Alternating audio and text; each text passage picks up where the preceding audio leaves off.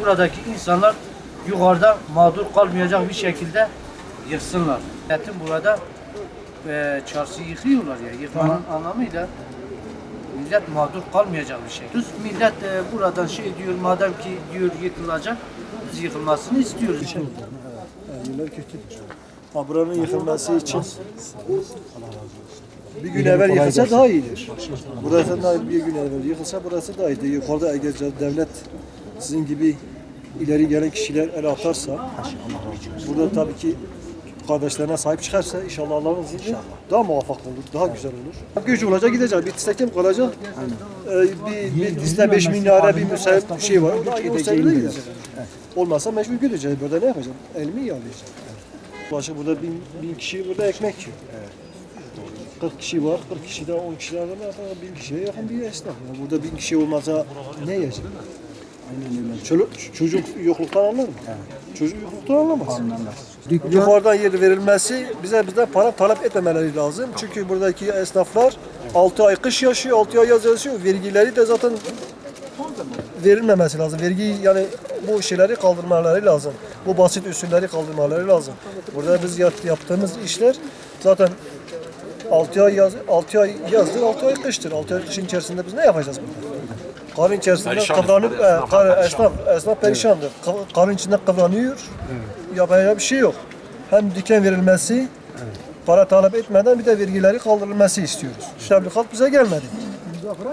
Biz bunu bir ufak esnaf olarak biz bekliyoruz. Böyle şeyleri de bekliyoruz. Milletimizden bekliyoruz. Devletimizden bekliyoruz. Yani burada bir sürü millet ekmek yiyor. Ekmek parası için çalışıyor. Olmadığı zaman millet güç ölüyor. Etmemeleri lazım yani. Çünkü ben şimdi benim şu anda buradan çıkara ben nereye gideyim? Göstermemişler. Şu ana kadar hiç kimse gelip sizin dükkanınızı yıkıp da sizi buraya taşıyacağız diye bir şey yok yani. Bize bilgi gelmemiş yani. Durmuşuz yani. Almayı durdurmuşuz. Elimizdeki malı bize satamıyoruz. Zaten iş yok, güç yok. Evet. Şimdi bu dükkanlar hepsi yukarı gidecek. Üstünde yaklaşık 1000 tane insan ekmek yiyor. Ne 1000 tane? 1000 tane dükkan var zaten. Sadece 1000 tane değil, her dükkanın da Artı bir de yukarıyı satışa çıkarıyorlar. Buradaki insanlara zılkıt yok. Evet, aynen öyle. Yani dedi ki orada yer vereceğiz siz, hiçbirinizi mağdur etmeyeceğiz. Yalanız TOKİ kira öder gibi sonunda o mülkiyetin sahibi olursunuz. Dedi sizin dükkan kadar yer vereceğiz. Fazla büyük isteyen, normal isteyen, bu şekilde isteyen herkesi memnun edeceğiz şekilde bırakacağız. Ama bugün öyle bir şey diyorlar ki zaten yukarıyı satışa çıkarmışlar. Ayrıyeten buraya zaten gündemde yok. O 1000 tane insan burada ekmek yiyor. Ne olacak bu insanlar? Memleketi terk etsin, geçsin herkes. Bizim gündemimiz dere üstüdür. Dere üstü projesi yani dere ıslah projesi. Boardlarda reklamlarını yazmışlar. Sadece reklamla bu halkı artık algımı yapmaya çalışıyorlar, ne yapmaya çalışıyorlar bilmiyoruz. Ondan sonra yani şu anki bizim gündemimiz deredir. Aslında biz de dere üstünde olduğumuz için mecburi bu gündemi yapıyoruz. Gelecek için iyi proje. Ben şu an zarar görüyorum ama ilerisi için iyi projedir. Esnaflar mağdur edilmese güzel bir projedir.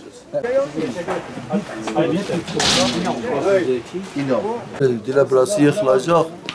Yıkıntısı ne kimse bir bilgi verir, ne bir şey verir, nasıl yapacak, ne edecekler kimse bir anlamıyor. Herkes bir şeyler konuşuyor.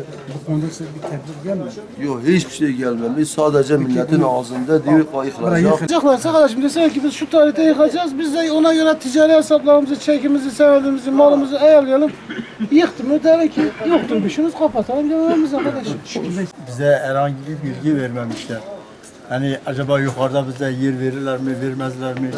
Bize ne imkanlar sağlıyorlar yani. Buna göre biz de çaremize bakalım yani. Bu da biz de çocuğumuza ekmek için burada çalışıyoruz. Evet. 10 senedir yıkma durumundan yani biz şu ana kadar hiçbir iş yapmadık yani. Biz de öyle yani mağduruz şu an yani.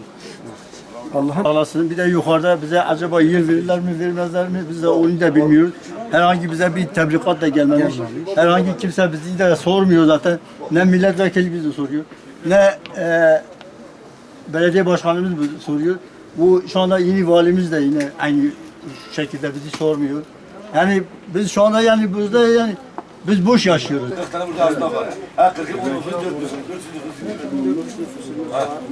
Ha söyle bizim umudumuz milletvekilinden yoktu. Ne varsa bu vardan olduğunu